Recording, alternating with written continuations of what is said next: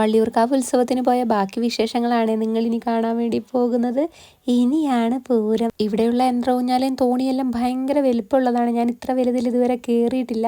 എല്ലാം കണ്ടപ്പോഴും ചിലരുടെ ആർക്കലൊക്കെ കേട്ടപ്പോഴും എനിക്ക് ചെറുതായിട്ടൊരു പേടിയൊക്കെ തോന്നിട്ടോ. പക്ഷെ വന്ന സ്ഥിതിക്ക് എന്തിലെങ്കിലും കയറി തല കറങ്ങിയിട്ടില്ലെങ്കിൽ ഒരു സമാധാനവും കിട്ടില്ല. അപ്പൊ ഏതിൽ കയറും എന്നുള്ള കൺഫ്യൂഷനിലാണ്. നമ്മളെല്ലാം ചുറ്റിക്കറക്കി തല കുത്തനെ നിൽക്കുന്ന ഒരു സാധനം കണ്ടിട്ട് അനിയൻ പറയാം അതിൽ കയറാന്ന്. ഞാൻ പറഞ്ഞു പൊന്നാര മോനെ ഞാനൊന്നും അതിലില്ലാന്ന് കേട്ടോ. പിന്നെ അവസാനം തോണിയിൽ അങ്ങോട്ട് ഉറപ്പിച്ചു. തോണിയിലാണെങ്കിൽ അറ്റത്ത് പോയി അങ്ങോട്ട് ഇരിക്കുകയും ചെയ്തിട്ടോ. ആദ്യമുള്ള ഉത്സാഹമൊന്നും നോക്കണ്ട. പുണ്ണിയാണെങ്കിൽ വാശി പിടിച്ച് കയറിയതാണ്. ഞാൻ അപ്പോഴും പറഞ്ഞു മോനെ കയറണ്ടാന്നേ. അങ്ങനെ പിടിക്കാനുള്ള ഒരു സംഭവമല്ല കേട്ടോ. ഇരുന്ന സീറ്റിൽ തന്നെ പിടിച്ചങ്ങോട്ട് ഇരിക്കണം. ഞാൻ പണ്ട് കയറിയ തോണിയിൽ പിടിക്കാനുള്ള സംഭവമൊക്കെ ഉണ്ടായിരുന്നു. അതുപോലെ തന്നെ ഇത്ര വലിപ്പം ഇല്ലായിരുന്നു കേട്ടോ. അമ്മയ്ക്ക് പ്രാണവേദന, മകന് വീണവായന എന്ന് പറഞ്ഞ പോലെ ആയിരുന്നു ഏട്ടൻ്റെ അവസ്ഥ. എല്ലാവരുടെയും കരച്ചിലുകൾക്കിടയിൽ ഏട്ടൻ്റെ പൊട്ടിച്ചിരിയായിരുന്നു ഞാൻ കേട്ടത് കേട്ടോ. കയറിയ മുതൽ ഞാൻ കണ്ണ് തുറന്നിട്ടേ ഇല്ല. പുണ്ണിയാണെങ്കിൽ ഏട്ടനെ പൊത്തിപ്പിടിച്ചങ്ങോട്ട് ഇരുന്നു. അവൻ്റെ പൂതിയും മാറി കിട്ടിയേ.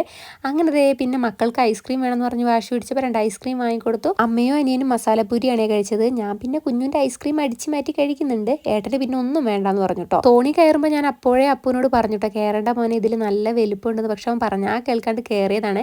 പിന്നെ ഏട്ടനെ അവനെ മുറുക്കി പിടിച്ചിട്ടുണ്ടായിരുന്നു. ഐസ്ക്രീം കഴിഞ്ഞപ്പോൾ നമ്മുടെ കുഞ്ഞു കരയാൻ തുടങ്ങി. അപ്പു ആണെങ്കിൽ എന്തോ ഒരു പമ്പരം പോലത്തെ ഒരു സാധനം വാങ്ങി കൈ പിടിച്ചിട്ടുണ്ട്. കുഞ്ഞു പിന്നെ ഒന്നും വേണമെന്നൊന്നും പറഞ്ഞ് വാശി പിടിച്ചില്ല കേട്ടോ. അപ്പം ഇന്നത്തെ വീഡിയോ